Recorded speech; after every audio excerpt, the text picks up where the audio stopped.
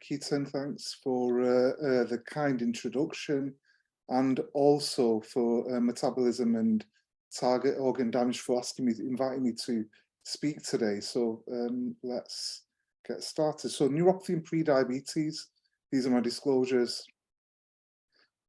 Okay, we know that hyperglycemia through a number of pathways, and primarily 4 pathways, results in microvascular and macrovascular complications.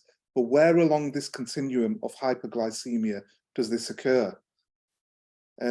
So this is one of the first papers, and this is actually a paper which was published in the Lancet called the Whitehall study. I'm sure some of you will have heard of this.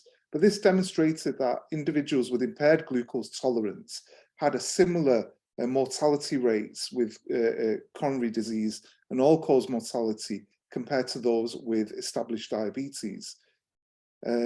Also, the emerging risk factors collaboration demonstrated that there was increased hazard ratios for vascular death according to the baseline levels of fasting glucose. However, if we have a look in the pre-diabetes group, even in the pre-diabetes groups, there was an increase of risk of vascular death as well. So there's clearly something in individuals with pre-diabetes that has them at high risk of macrovascular complications. This is the Maastricht study. So the Maastricht study was a study conducted primarily which was conducted in the Netherlands, and it had an enriched population of individuals with pre-diabetes. They had a battery of investigations and tests undertaken, and this is one of the papers that has come out of the Maastricht study. I'm going to discuss some of the other papers later on. Actually, 1 or 2 of them I've taken out just for time constraints. But so in this paper, they had a measure of small fiber function, which was skin hyperemia with laser Doppler flow measurements. And actually, there was impairment of skin hyperemia clearly in the pre-diabetes group and the type 2 in the pre-diabetes group and the type 2 diabetes group. So there's clearly impairment of skin hyperemia and a measure of small fiber function. And actually, there was a negative correlation with increased HbA1c, fasting plasma glucose, and also 2-hour post-glucose load. So measures of glycemia correlated with this impairment. In idiopathic polyneuropathy or small fiber neuropathy, there's a substantial proportion of individuals have pre-diabetes.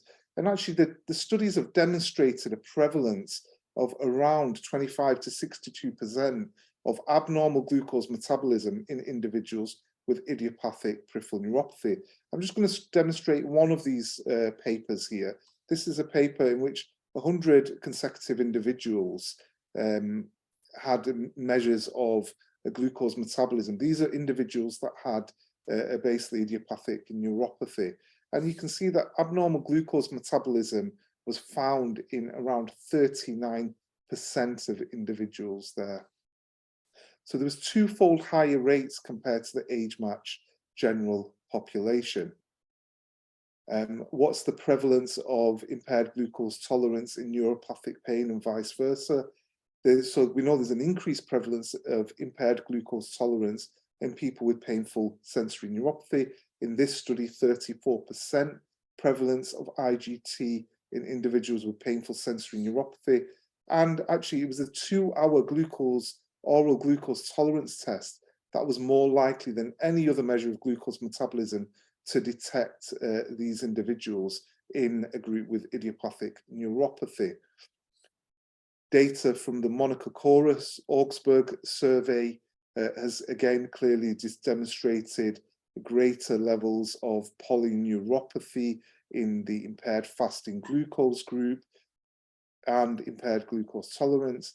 But you can also see there's an excess of neuropathic pain as well. So we can see here that actually impaired glucose tolerance has a higher prevalence of pain than impaired fasting glucose. And there's probably some data as well to suggest that a combination of the both may demonstrate higher pain and polyneuropathy risk also.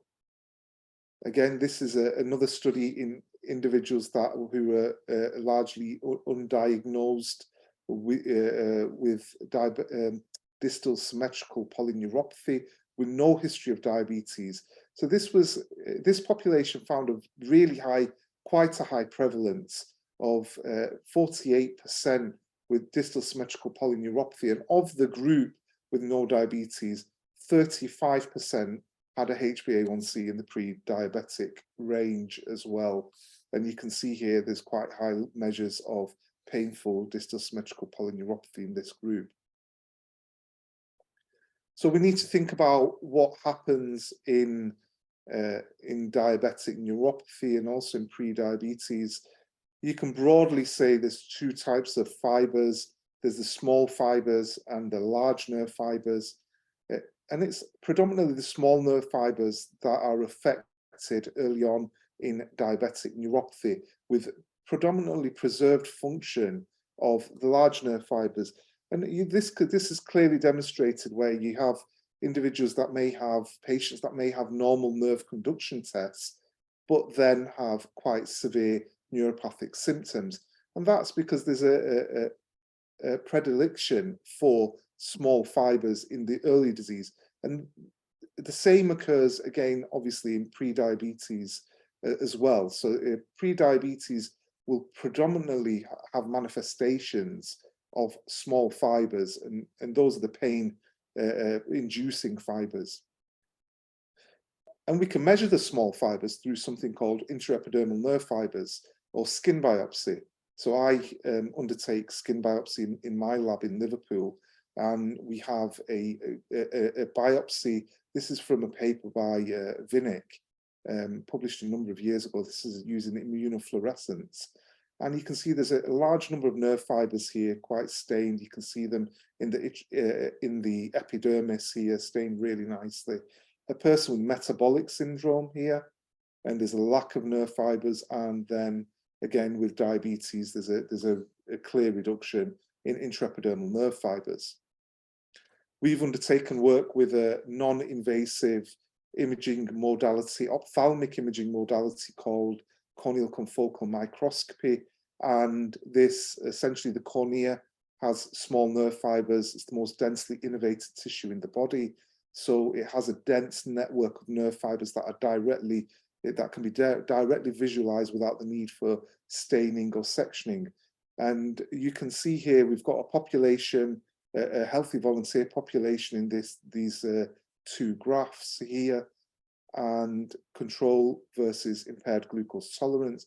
And there's a reduction in corneal nerve fiber density and corneal nerve fiber length, two measures of small fibers in the cornea. And there's a clear population that have a two standard deviation cutoff and fall below that. You can see here skin biopsies is the same individuals in A and C. You can see there's lots of nerve fibers, healthy individual versus someone with pre-diabetes. You can see there's a distinct reduction in nerve fibers here in the epidermis and also in the cornea.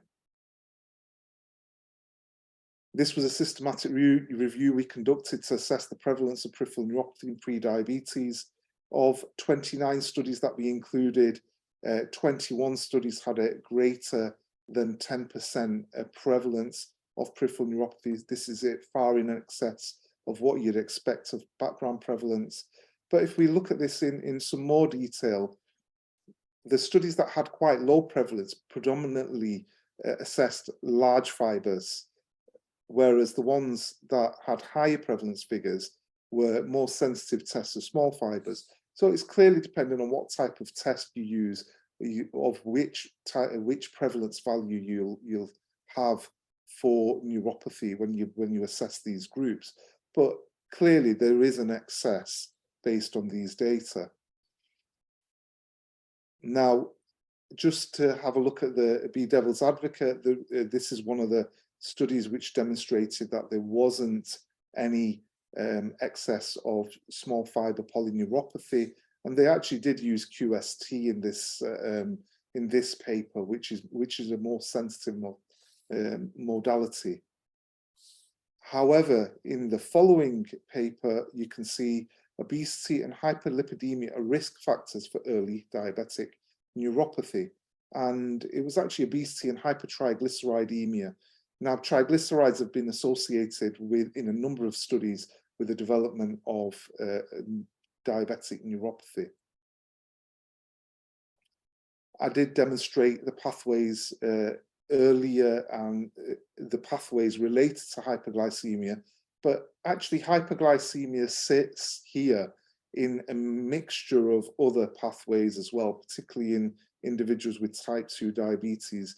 And there's other factors at play here, including obesity, insulin resistance, inflammation, resulting vascular injury. And these all have an interplay with the development of peripheral neuropathy.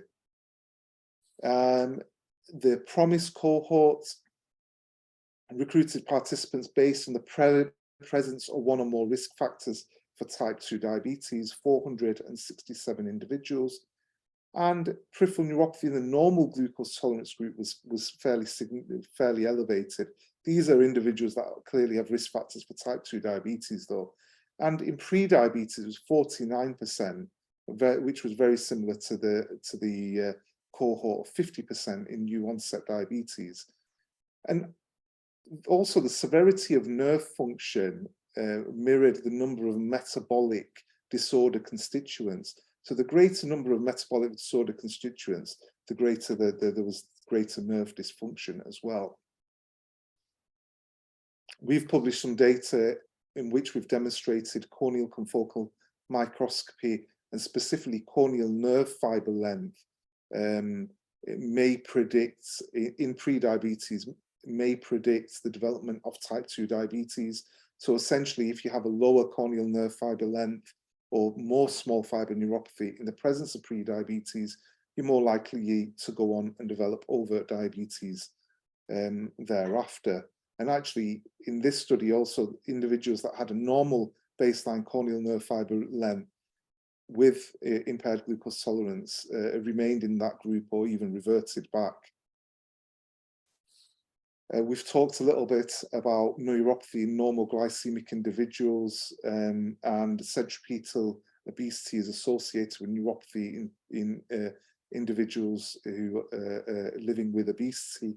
And you can see here normal glycemic patients with obesity had a higher prevalence of neuropathy. And this is approximately 12%, again, in excess of what you'd expect in the background prevalence. And in fact, we've published some data recently where the prevalence of neuropathy in a group that had a very elevated BMI of, I think, greater than 45, had a prevalence of way over 30%. But the associations were waist circumference, systolic blood pressure, and again, triglycerides in this paper. So what can we do about small fibers or small fiber neuropathy? Or can we try to improve this in any way? Unfortunately, we don't have any disease-modifying medication. But this study sort of clearly demonstrates, this study and the next study clearly demonstrates that we can do something about this, about trying to improve neuropathy if we catch it early on. And this is a patients with type 2 diabetes without neuropathy in this study. They were assigned to either lifestyle counseling or structured supervised weekly exercise. And actually those that had structured supervised weekly exercise after 1 year had an improvement in the intraepidermal nerve fiber density. Again, this is a systematic review of 12 studies, one with pre-diabetes and the others with type 2 diabetes. 11 of the 12 studies reported that exercise training improved nerve function on neuropathy-related symptoms. This is a small study, but again proves the concept. 32 individuals with impaired glucose tolerance. They were followed up at 1 year. They had diet and exercise counseling, and this was in keeping with the diabetes prevention program targets. There was only a very modest reduction in the BMI at 1 year, with some improvement in the 2-hour glucose. You can see there was very little difference in the fasting glucose. But what was demonstrated was there was improvements in intraepidermal nerve fiber density, and also improvements in pain, and there was re-innervation noted at the proximal site. This is a study of pregabalin in pre-diabetic neuropathic pain. Well, you could say it's not particularly exciting. We know that pregabalin works in neuropathic pain and painful neuropathy, so you'd suspect it work in a population that had pre-diabetic neuropathic pain. However, importantly, the individuals that responded to pregabalin in this study had a higher intraepidermal nerve fiber density, and non-responders had a lower intraepidermal nerve fiber density. So there's something about the functionality and maybe the number of nerve fibers that's important in the treatment of pre-diabetic or neuropathic pain. This is from the ADA guidance. We should consider screening patients with pre-diabetes that have symptoms of peripheral neuropathy, and we should have an assessment to include a careful history and either temperature or pinprick sensation as well. So temperature and pinprick sensation is obviously a measure of small nerve fibers, as opposed to, say, vibration and ankle reflexes, vibration sensation and ankle reflexes, which is more large fiber tests. We've got, and I've talked about this previously, corneal confocal microscopy. I've done quite a lot of work around in this field. So this can measure and diagnose progression of diabetic neuropathy. It can predict incident diabetic neuropathy and also detect nerve fiber regeneration. These are the type of images you obtain from the corneal nerves. You can see just from this image on the left-hand side, and that's an analyzed image. And you can measure three primary parameters, which are corneal nerve fiber density, corneal nerve branch density, and corneal nerve fiber length. And this is a non-invasive way, whereas skin biopsy, although you are assessing the site of the potential anatomical site of maybe maximal damage, but it is invasive and you need to send it off to specialist labs. In the UK, there's very few of them available. In the US, there's a few more, but there's not a huge number of them in the UK and in many other countries. From there, we've developed artificial intelligence-based algorithms to detect peripheral neuropathy in diabetes and pre-diabetes. And we've used what we call an end-to-end classification, where we've developed models where we can provide the model with images, and the model actually tells us whether the person has peripheral neuropathy or doesn't have peripheral neuropathy. And this is with really high sensitivity and specificity of greater than 90% for both. So we've got more work going on in this field, so watch this space. But clearly you couldn't undertake a screening of everybody with pre-diabetes for intraepidermal nerve fibers or for corneal confocal microscopy. We know that the autonomic nervous system also runs, complications run parallel with peripheral neuropathy. This was a systematic review we conducted and published in Diabetologia, and we can see there was an excess prevalence in individuals that had definite cardiac autonomic neuropathy with 2 or more tests that were positive, versus 1 or more tests had a higher prevalence, but it's certainly in excess of what you expect in the background. And this is demonstrated in the CORA-4 survey, in which there was an approximate 9% prevalence of pre-diabetes, prevalence of cardiac autonomic neuropathy in pre-diabetes, which is double the normal glucose tolerance prevalence. So that's for definite cardiac autonomic neuropathy, where there needs to be 2 positive tests. And I mean, I do have, I had a few more slides, but just for the sake of time, there has been demonstrated other changes, alterations and pathology in other neuronal tissues. This includes the neuroretina and also the brain as well. The brain, there's been working by the Maastricht study, and again for the neuroretina, and we've undertaken some work in the neuroretina as well. So there's certainly, the pathology just isn't occurring in the peripheral nervous system, it's across the neuroaxis. So in conclusion, there's an excess of pre-diabetes and idiopathic neuropathy, and an oral glucose tolerance test may still be warranted in the diagnostic workup. there's an excess of neuropathy in pre-diabetes, and we should consider asking people about neuropathy symptoms in individuals with known pre-diabetes. And lifestyle interventions, particularly, we're aware that in keeping with the diabetes prevention program, that weight loss and exercise will result in re-innovation and may result in reduced pain. I think in terms of future directions, we really need to focus on delineating those individuals that have susceptibility to the neuropathy phenotype, and maybe investigate these individuals further and see why they develop a peripheral neuropathy compared to other people who have pre-diabetes and that don't. We need to consider the development of effective screening, assessing small nerve fibers in targeted individuals, perhaps maybe through a risk calculation engine. We don't have, or risk calculation score, we don't have anything like that for neuropathy. And we need to consider the early mechanisms for pain generation, particularly considering the entire neuroaxis. Thank you.